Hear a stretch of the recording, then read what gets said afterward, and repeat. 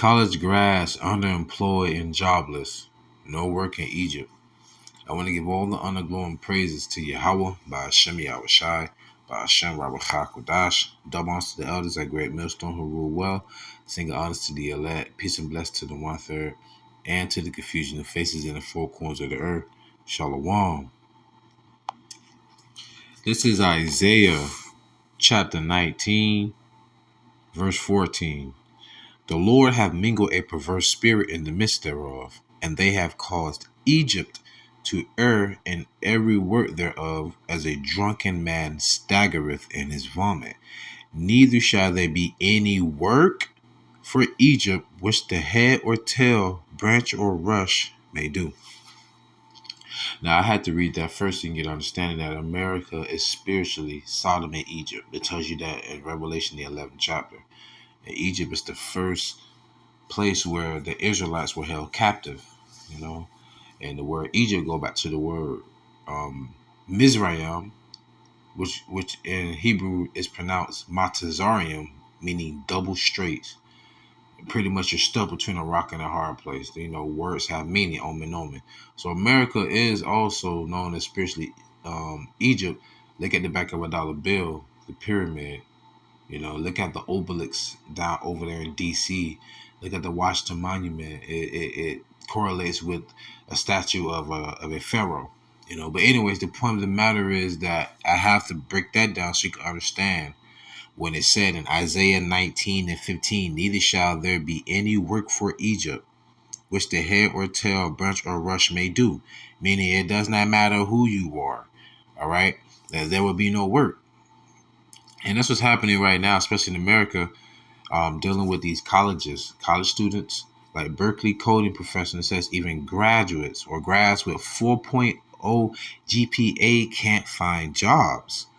And that reminded me of a quote from a president. Let me pull it out really quick.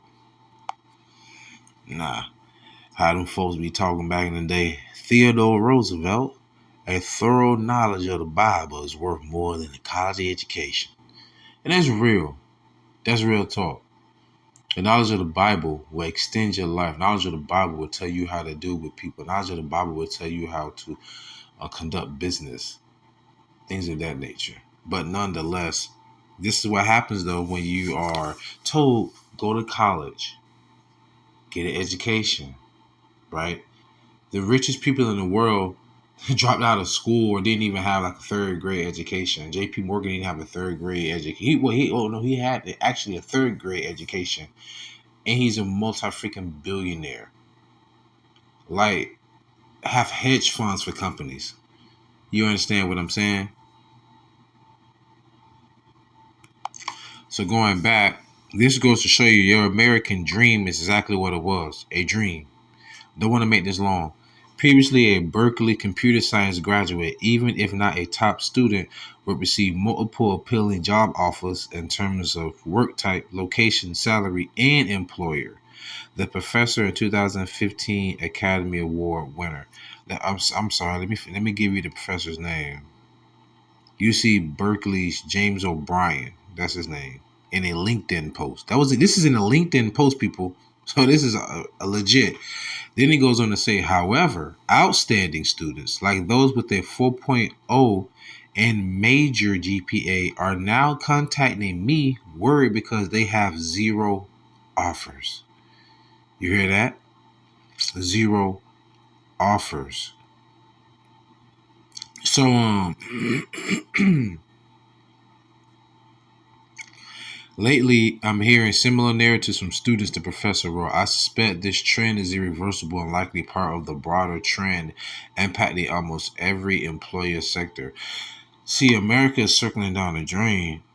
And this just goes to show you that even if you do everything correctly according to this society, it's still not enough. As an avid job quitter, one ex-user wrote, I'm telling y'all right now, this is not a quitting economy. It's not. You need two forms of income, maybe even more, just to stay level-headed. Okay? And it goes on to say, I hate to say this, but a person starting their degree today may find themselves graduating 4 years from now into a world with very limited employment options, which is why I read that Isaiah chapter 19, verse 14 and 15, if I'm not mistaken, right? That's why I read those verses. And also, in addition to this, this is 1 Corinthians chapter 1, verse 25 to 27. Because the foolishness of God is wiser than men, and the weakness of God, the Most High, is stronger than men. What is the weakness of the Most High? Us. Us. And I'm going to prove that. For ye see your calling, brethren, how that not many wise men after the flesh, not many mighty, not many noble are called. But the Most High Yahawah have chosen the foolish things of the world to confound the wise, like the Bible says, by the foolishness of preaching to save those that believe. So what are the weak things of the Lord in this context? What is the foolish thing of us, the prophets? In the eyes of the people, we look foolish. In the eyes of the people, we look weak. But our weakness is stronger than you. Our foolishness is wiser than you, because we're coming in the name of YAHAWASHI. If it was of man, it would come to naught, i.e., look at what's happening now. But if it be of the Most High, it'll be as if you were fighting against him, and your hands are too short to box with God. Okay, let's get back. 1 Corinthians 1 and 27. But God, Yahawah, have chosen the foolish things of the world to confound the wise, and the Most High have chosen the weak things of the world to confound the things which are mighty. Right? And also, in addition to what's what's strong is wisdom. That's the strength. Ecclesiastes, this is after Proverbs 9 and 16. Then said I, wisdom is better than strength. Nevertheless, the poor man's wisdom is despised, and his words are not heard. They despise our words because they look at the man as being poor, insignificant. Why? Why should I listen to you? You can't help me become rich or wealthy. You can't give me money. So they look at the stature and the countenance of the man.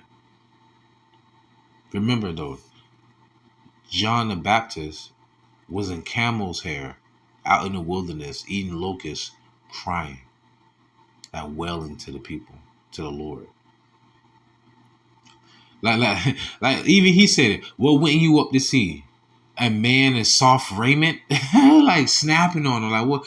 Come on, look at me, I'm rugged. But the point of the matter of me bringing it out is that when you look at the wise men of the world, you look at people that are in suits and ties, right, or in cloaks, or some white, jacket, as a professor, as a scientist.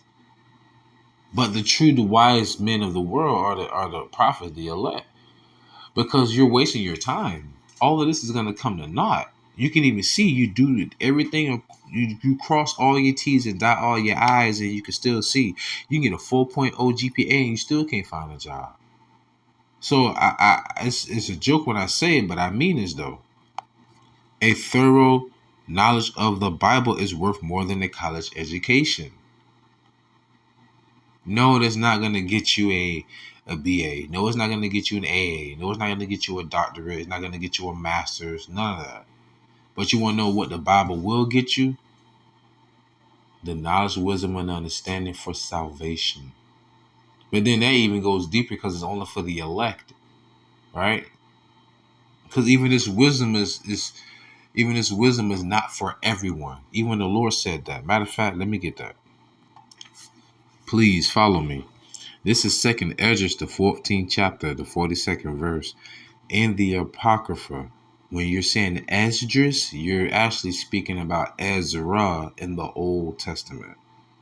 Okay, Esdras, I believe, is the Greek pronunciation of Ezra. So the highest gave understanding unto the 5 men, and they wrote the wonderful visions of the night that were told, which they knew not.